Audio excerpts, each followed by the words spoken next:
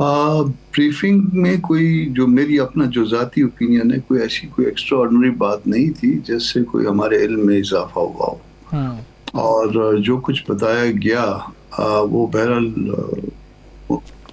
यही सब कुछ है जो हम सब के इल्म में है। फिर मौलाना ने अपनी बातें सामने रखी और जितनी भी रिजर्वेशंस थी, जिन जिन इश्यूज पे थी, वो सारी की सारी जो है उन्होंने उनके सामने रखी। और फिर उस पर वज़ीर-ए-आज़म ने कोई डिसीजन तो नहीं लिया उस मीटिंग में, मगर उस पर गौर का वादा किया और कहा कि कन्वे करेंगे। उसमें एक चीज़ या तो जॉइंट सिटिंग जो है ना, ताकि उसमें पीटीआई भी शरीक हो। जॉइंट सिटिंग के लिए कहा गया, मुतालबा किया गया, या हाउसेस का, दोनों हाउसेस का अलग अलग इन कैमरा, दोनों में से जो भी ऑप्शन गवर्नमेंट को पसंद हो। एक तो ये थी, बाकी और बहुत सी बातें थी, मगर वो जो JUI का जो व्यू पॉइंट है, जो कि सबको पता है, तक ऑलमोस्ट वही बातें थी। और बहुत मुनासिब अंदाज में मौलाना ने उनको सामने उनके प्लेस किया, और उस पर कमिटमेंट यही थी कि आपको कन्वे करेंगे और गौर किया जाएगा इन बातों में। अच्छा कामरान साहब, इंटरनेशनल सिनेरियो बड़ा तेज़ी से तब्दील हो रहा है। आप समझते हैं कि इसराइल, ईरान और अमेरिका वार जो है, इसमें अमेरिका जो चाहता है वो हासिल कर लेगा, और अगर वो हासिल कर लेगा तो इस पूरे खित्ते पे क्या असर पड़ेगा, और अगर वो हासिल नहीं कर सकता तो फिर इस खित्ते पे क्या असर पड़ेगा? देखिए, जहाँ तक अमेरिका आगे बराह रास्त तो कब्जा नहीं कर सकता, तो जहाँ तक वो जंग शुरू करने के मकासद थे, जो इब्तदाई मकासद थे, आज इतने दिन गुजरने के बावजूद भी ये दुरुस्त है कि उनकी क़यादत को जो है वो शहीद कर दिया गया है ईरानी की, और उसके बाद इस खत्ते में जंग भी शुरू हो चुकी है, बहुत नुकसान भी हुआ है। मगर वो जो अमेरिका के जहन में मकासद थे वो शायद हल नहीं हुए, वो हासिल नहीं हुए। और मेरा ख्याल है कि वो हासिल हो भी नहीं सकते, क्योंकि अगर तो रजीम चेंज करना चाहते हैं तो जब तक ज़मीन पे जो है वो फ़ौज नहीं आएगी किसी की, उस वक्त तक रजीम चेंज मुमकिन नहीं हुआ करती। और ईरानी अवाम जो है वो उसके बाद उनका एतमाद शायद अपनी हुकूमत में मज़ीद मजबूत हुआ होगा।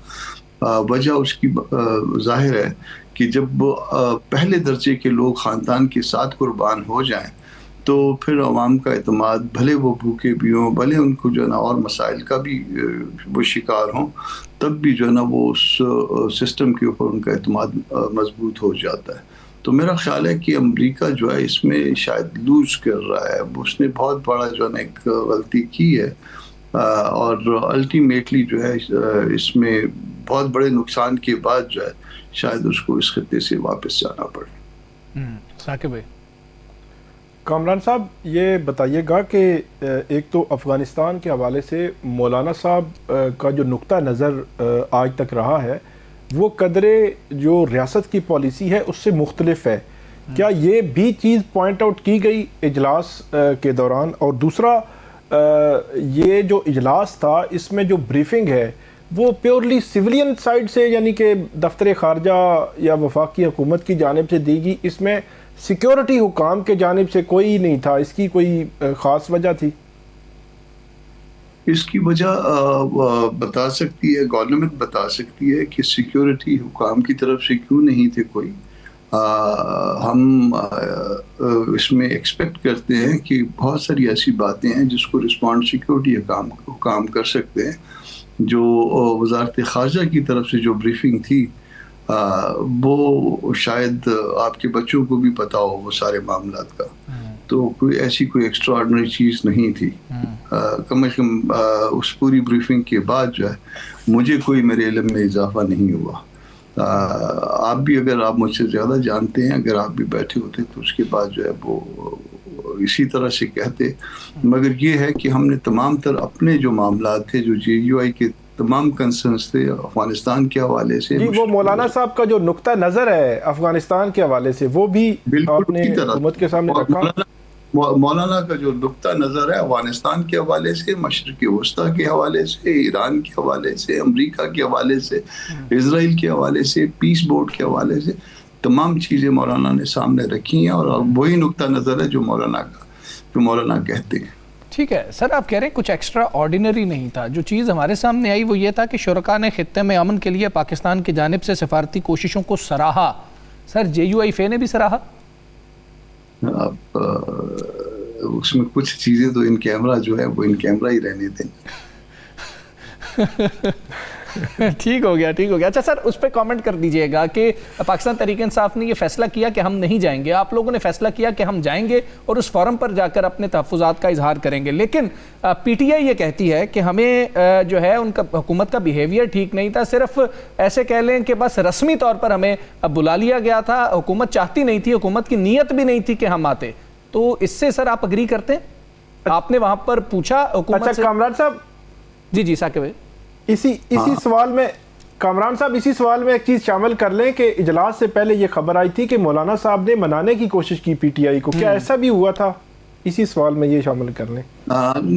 منانے کی تو آپ نہیں کہہ سکتے کہ اپنا چغری صاحب کے ساتھ آج بھی رابطہ ہوا ہے، بلکہ وہ آئے ہیں مولانا کے پاس، اور جب ہم آئے ہیں واپس اس بریفنگ کے بعد تو نماز پڑھی ہے، تو دین جو ہے نا مولانا نے طارق کو کہا ہے کہ اشغری صاحب سے ملوائیے، تو اشغری صاحب کسی میٹنگ میں تھے. پھر مجھے کوئی پیغام دیا گیا بیرسٹر گوہر کے لیے، وہ پھر میں نے فون کر کے کنوے بھی کیا، اور کل بھی رابطے ہوئے تھے. مولانا کا خیال یہ تھا، ہم نے آپس میں منانے کی کوشش تو آپ شاید نہیں کہہ سکتے کیونکہ کل میں نہیں تھا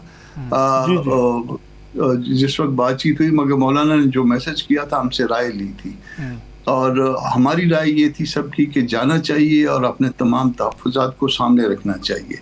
اور یہ بتا دیا گیا تھا محمد خان صاحب کو بھی اور PTI کو بھی کہ ہماری رائے یہ بن رہی ہے. ان کی طرف سے رائے بھی جو ہے نا وہ آ گئی تھی، کیونکہ مولانا نے جو میسج کیا تھا وائس نوٹ تھا، اس میں انہوں نے جو PTI کا ڈیسیجن تھا وہ ہمیں کنوے کیا تھا کہ PTI یہ کہہ رہی ہے، اب آپ لوگ اپنا فیصلہ کریے کہ کیا کرنا ہے. تو پھر ہم نے اپنی رائے جو ہے پھر الگ سے رکھی تھی. ہم نے کہا تھا جانا بھی چاہیے، بات بھی اپنی کرنی چاہیے، اور تمام تر جو ہمارے ایشوز ہیں وہ رکھنے چاہیے کہ یہ درست نہیں ہے، یہ درست نہیں ہے، یہ درست نہیں ہے. اور جو کچھ بھی تھا وہ سب کچھ مولانا نے بہت خوبصورتی کے ساتھ ہر چیز سامنے رکھی.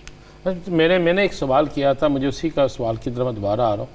آپ موجودہ انٹرنیشنل صورتحال سے پاکستان کے اندر کوئی صورتحال تبدیل ہوتی دیکھ رہے ہیں؟ اس کا اثر پاکستان میں دیکھ رہے ہیں؟